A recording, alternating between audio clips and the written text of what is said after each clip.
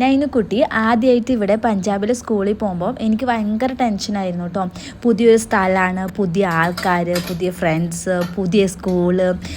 നൈനുക്കുട്ടി അങ്ങോട്ട് പോയ പോലെയല്ല, സ്കൂളിൽ പോയ പോലെയല്ല കേട്ടോ ആൾ തിരിച്ചു വന്നത്. ഞാൻ തിരിച്ചു വന്നപ്പോൾ ചോദിച്ച ഒറ്റ കാര്യം ഉണ്ടായിരുന്നുള്ളൂ, നിനക്ക് അവർ പറയണത് മനസ്സിലായോ ചോദിച്ചു. അവരുടെ ക്ലാസ്സിൽ മലയാളികളൊന്നും ഉണ്ടായിരുന്നില്ല, ഫുൾ ഹിന്ദി കുട്ടികളായിരുന്നു കേട്ടോ. അതുകൊണ്ട് ഞാൻ ചോദിച്ചു, നിനക്ക് അവർ പറയണ മനസ്സിലായോ ചോദിച്ചപ്പോൾ അവൾ പറഞ്ഞ ഒരു കാര്യമുണ്ട് കേട്ടോ.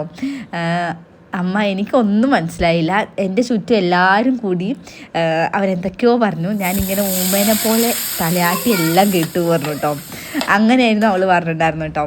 ഇപ്പം ഞാൻ സ്കൂളിൽ പോയി വരുമ്പോൾ അവൾ പഠിച്ച ഹിന്ദി വാക്കുകൾ എനിക്ക് പറഞ്ഞു കേൾപ്പിക്കും കേട്ടോ. ഇന്ന് ഞാൻ അത് പഠിച്ചു, ഇന്ന് ഞാൻ ഇത് പഠിച്ചു എന്നൊക്കെ പറഞ്ഞിട്ട് അവൾക്ക് നല്ല ഇഷ്ടമാണ് ഇവിടുത്തെ സ്കൂളിൽ പോകാൻ വേണ്ടിയിട്ട്. പിന്നെ മലയാളി പിള്ളേരൊന്നും ഇല്ലാത്തതുകൊണ്ട് നൈനുക്കുട്ടി പെട്ടെന്ന് ഹിന്ദി പഠിക്കുമെന്നാണ് എൻ്റെ ഒരു വിശ്വാസം. അതുപോലെ നൈനുക്കുട്ടി സ്കൂളിൽ പോയിട്ടോ. അപ്പോൾ ശരി.